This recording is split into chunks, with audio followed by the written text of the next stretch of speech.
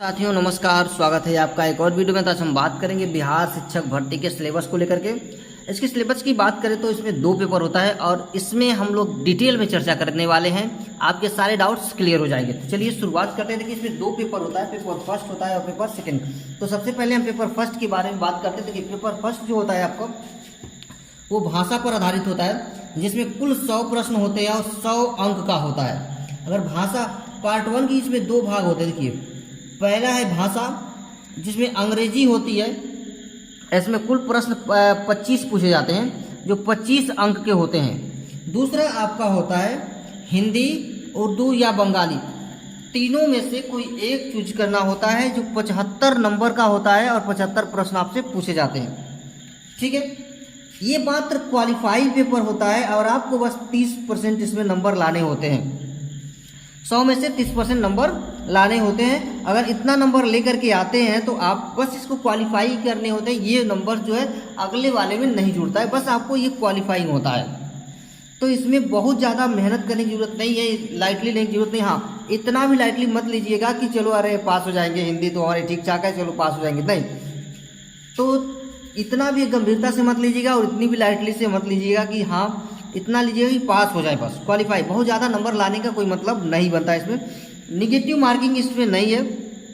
PGT, PRT, TGT तीनों के लिए सेम क्वेश्चंस होने वाला है ये। ठीक है, तीनों के लिए सेम पेपर होगा, सबके लिए एक ही होगा, चाहे टीजीटी हो, चाहे पीजीटी हो, चाहे पीआरटी। पीजीटी और टीजीटी की बात करें इसमें, तो ये पेपर आपके लिए आप नहीं भरे तो अच्छा है, क्योंकि इसमें यह स्टेट मांगा है और यह स्टेट किसी के पास होगा नहीं।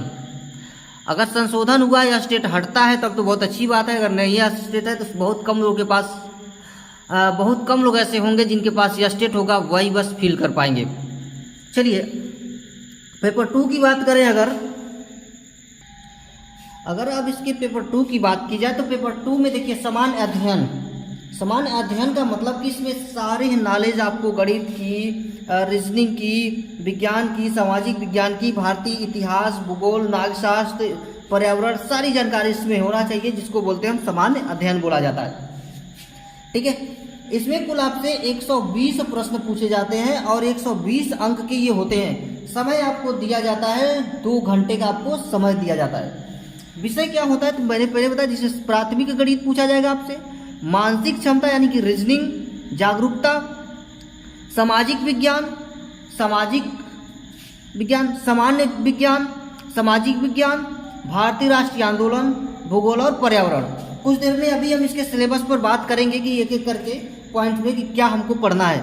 सामान्य वर्ग पुरुष देखिए, इसके लिए क्या ये कि 40% अगर मार्क लाता है 120 में से 40% नंबर, तो वो पास माना जाएगा। अगर उससे कम लेके आता है तो वो क्वालिफाई नहीं होगा। अगर जैसे पिछला अगर पहला पेपर दिया उसने, पहले पेपर में 30 नंबर नहीं आ पाता तो दूसरा पेपर भी वो नहीं दे पाएगा।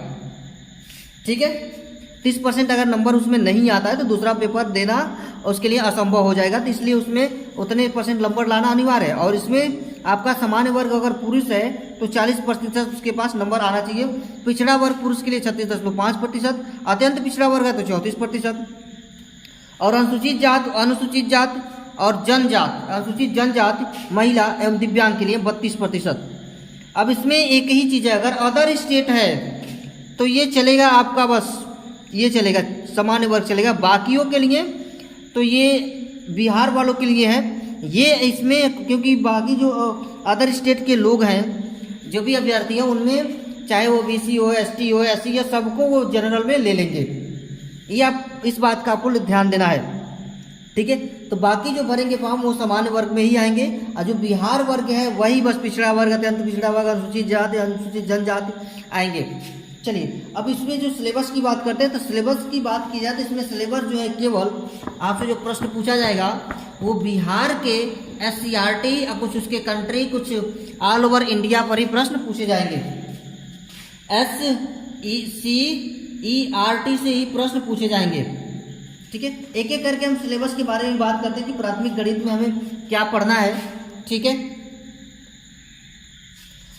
अगर प्राथमिक गणित की बात की जाए, प्राथमिक गणित की इसमें पहले सिलेबस में, तो प्राथमिक गणित में वही सामान्य गणित आपको पढ़ना है, जैसे कि संख्या पद्धति हो गया, वर्गमूल हो गया, घातांक कड़ी हो गया, भिन्न हो गया, लाभ हानि हो गया, अनुपात समानुपात हो गया, ठीक है, त्रिकोणमिति हो गया, प्रतिशत हो गया, यही सारी चीजें आपको पढ़ना है।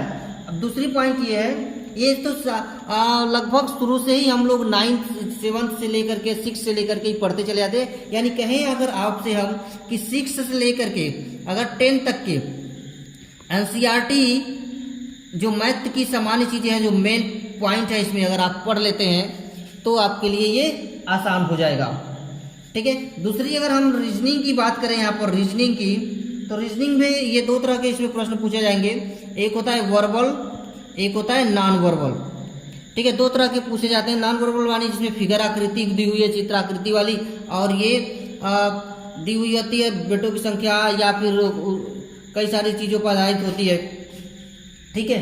तो दो तरह के प्रश्न यहाँ से वर्बल और नॉन वर्बल से प्रश्न पूछे जाएंगे। अगर सामान्य जागरूकता की बात की जाए यहाँ पर, सामान्य जागरूकता की, तो सामान्य जागरूकता में आप पढ़ेंगे क्या, तो इसमें सामान्य जागरूकता में आपसे पूछा जाएगा स्टेट पर, फिर कंट्री पर पूछा जाएगा, फिर आपको वर्ल्ड पर पूछा जाएगा। अगर स्टेट पे पूछता है तो बिहार से ही ज़्यादा पूछेगा, क्योंकि बिहार का पेपर है तो बिहार से ही पूछेगा, जाहिर सी बात है। तो बिहार का आप करंट पढ़ लीजिएगा और बिहार का आप जीके पढ़ लेंगे, बिहार का आप जीके पढ़ लेंगे। बिहार का करंट और बिहार का जीके अगर पढ़ लेते हैं तो ये आपके लिए बेहतर रहेगा। कंट्री का वर्ल्ड कंट्री के बारे में, कंट्री के बारे में पढ़ लेंगे, फिर वर्ल्ड के बारे में पढ़ लेंगे, ठीक है। अगर सामान्य विज्ञान की बात करें, वहाँ पर साइंस की बात की जाए, इसमें साइंस की बात करें अगर हम, साइंस की सामान्य विज्ञान की, तो विज्ञान में आप 6 से लेकर के 10 तक SCERT की जो साइंस की बुक है वो अगर पढ़ लेंगे तो आपके लिए काफ़ी बेहतर होगा। यहाँ से सारे प्रश्न पूछे जाएंगे। वैसे 10th लेवल तक पढ़ लेंगे तो सारे प्रश्न आपके आ जाएंगे। अगर सामान्य विज्ञान की, अगर सामाजिक विज्ञान की बात करें, अगर सामाजिक विज्ञान की, तो इस सामाजिक विज्ञान में आपको अर्थशास्त्र यानी इकोनॉमिक्स पढ़ना है, ठीक है, हिस्ट्री पढ़ना है, आपको भूगोल पढ़ना है यानी जियोग्राफी पढ़ना है, आपको पॉलिटी पढ़ना है, आपको बिहार जीके पढ़ना है। तो ये सारी चीज़ें आपको कंप्लीट होगा। और इसको भी आप 6 से क्या पढ़ेंगे, 6 to 10 SCERT आप पढ़ लेंगे तो ये आपका क्लियर हो जाएगा, ठीक है। अगली बात करते हैं। अगला है आपका भारतीय राष्ट्रीय आंदोलन। और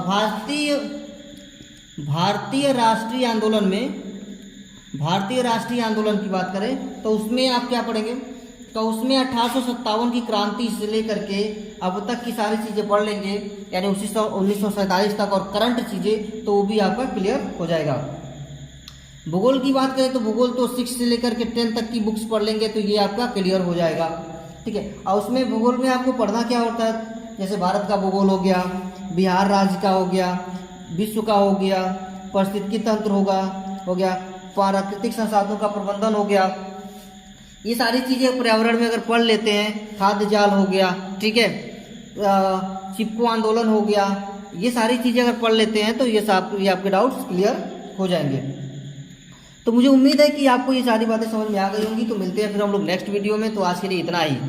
तब तक के लिए आप हमारे चैनल को लाइक, शेयर और सब्सक्राइब करना बिल्कुल ना भूलिएगा।